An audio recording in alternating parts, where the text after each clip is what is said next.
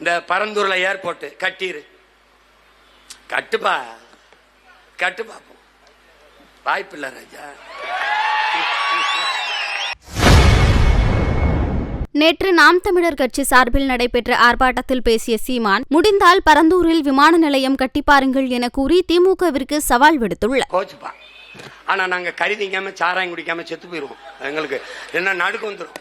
சாமி கும்பிடவே ஆசை வராது. அதனால வாசல்ல ஒரு சூலாயுதத்தோட ஒரு வேலையோட ஒரு கருப்பை வச்சிருப்பான். அப்படி அவனுக்கு இஷ்டத்துக்கு வெட்டுவாங்க கிடாய.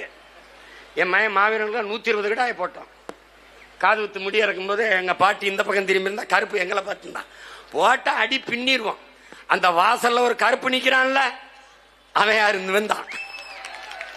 நீ ஒன்னும் செய்ய முடியாது. டேய், நான் தான் சொல்றேன், நீ இந்த காட்டுப்பள்ளியில துறைமுகம் கட்டிரு.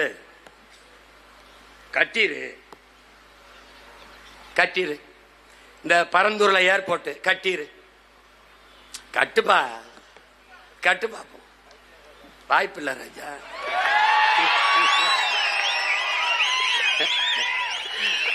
நீனு என்னென்னமோ தான் பண்ணி பார்த்தா கடைசியா சரணடைஞ்சிட்ட. காலையில சோறு போடுறேன், 2 லட்சம் ரூபா உங்களுக்கு காப்பீடு கொடுக்குறேன், செத்தா 10 லட்சம் கொடுக்குறேன்.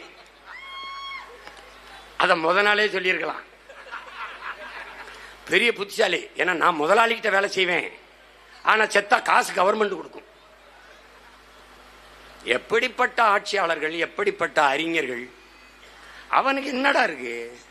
அவங்க நாடாடா, அவங்க மொழியா, அவங்க அடையாளமா சொல்ல, அவங்க வரலாறா? இல்லை, நம்முடைய வரலாறடா, நம்முடைய பரம்பரை வரலாறடா.